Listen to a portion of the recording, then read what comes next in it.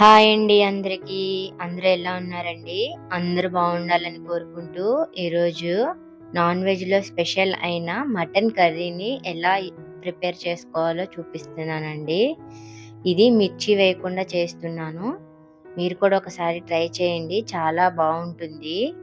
అలాగే నా ఈ వీడియో గనుక మీకు నచ్చినట్లయితే ప్లీజ్ లైక్ చేయండి, షేర్ చేయండి. అలాగే ఒక చిన్న సబ్స్క్రైబ్ అయితే చేసుకోవచ్చు కదండీ! ప్లీజ్. సరేనండి. కర్రీలోకెళ్ళిపోదాము. ముందుగా హాఫ్ కేజీ మటన్ తీసుకోవాలి.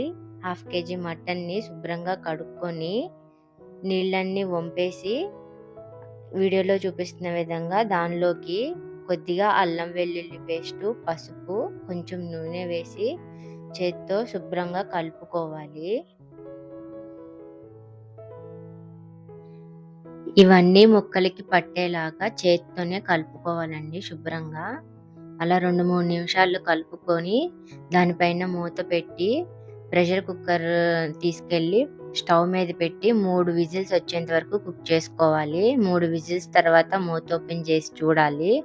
ఒకవేళ దానిలో ఇంకా వాటర్ ఉంటే గనక ఈ వాటర్ అన్నీ ఎవాపరేట్ అయ్యేంత వరకు స్టవ్ మీద పెట్టి మళ్ళీ కుక్ చేసుకోవాలి. తర్వాత స్టవ్ పైన ప్రెషర్ కుక్కర్ పెట్టుకొని దానిలో ఆయిల్ పోసుకోవాలి.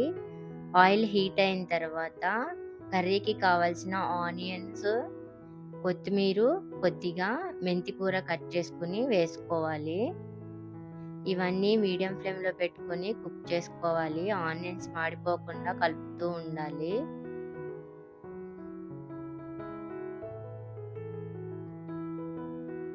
ఇలా ఉడికిచ్చేటప్పుడు కొద్దిగా సాల్ట్ వేసుకుంటే ఆనియన్స్ మాడిపోకుండా మెత్తగా కుక్ అవుతాయి.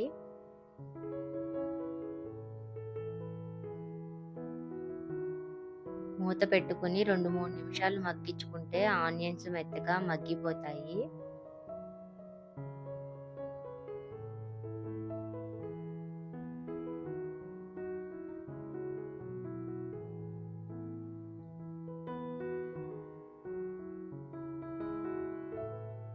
తర్వాత దీనిలోకి మనము ఆల్రెడీ ప్రిపేర్ చేసి పెట్టుకున్న మటన్‌ని దీనిలో వేసుకోవాలి.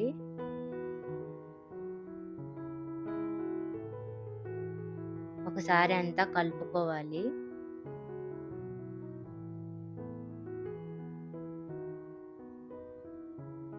మళ్ళీ ఒకసారి కలుపుకున్న తర్వాత దానిలోకి రుచికి సరిపడా సాల్ట్, మన రుచికి తగ్గట్టుగా కారాన్ని కూడా యాడ్ చేసుకోవాలి.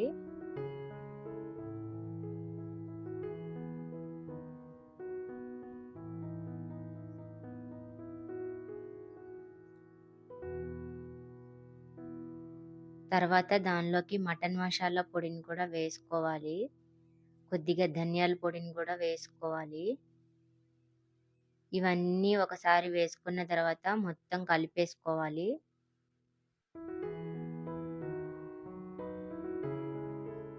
మొత్తం కలుపుకొని 2, 3 నిమిషాలు ఆయిల్‌లో ఫ్రై చేసుకోవాలి.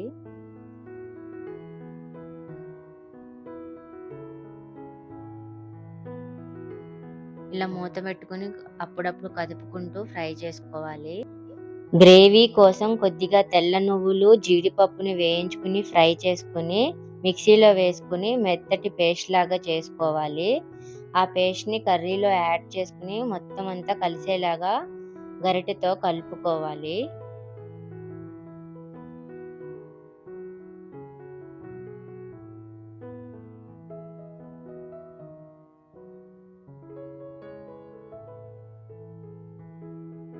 తర్వాత దీనిలోకి గ్రేవీ కన్సిస్టెన్సీకి తగ్గట్టు కొద్దిగా వాటర్‌ని యాడ్ చేసుకోవాలి. మొత్తం అంతా ఒకసారి కలుపుకోవాలి.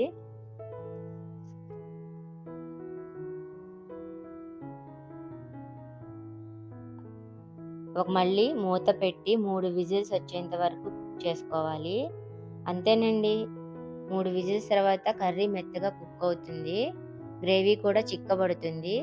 ఒకసారి మీరు కూడా ఈ ప్రాసెస్‌లో ట్రై చేసి చూడండి. చాలా బాగుంటుంది. మ మటన్ కర్రీని ఎప్పుడూ ఒకేలాగా కాకుండా ఒకసారి ఇలా ట్రై చేయండి. ఇది చపాతీలోకైనా బావుంటుంది, పూరీలోకైనా బావుంటుంది. అలాగే బగారా రైస్‌లోకైతే మాత్రం అసల ఆ టేస్ట్ చెప్పక్కర్లేదండి. చాలా బావుంటుంది. ఒకసారి మీరు ఇంట్లో ఒకసారి ట్రై చేయండి ఈ రకంగా ఈ ప్రాసెస్‌లో. అలాగే ఎలా వచ్చిందో షేర్ చేసుకోండి. అంతేనండి. నా ఈ వీడియో గనుక మీకు నచ్చినట్లయితే ప్లీజ్ లైక్ చేయండి, షేర్ చేయండి. అలాగే కామెంట్ చేయడం మాత్రం మర్చిపోవద్దు. అలాగే ఒక చిన్న సబ్స్క్రైబ్ అయితే చేసుకోండి ప్లీజ్. అంతేనండి. ఉంటాను. బాయ్.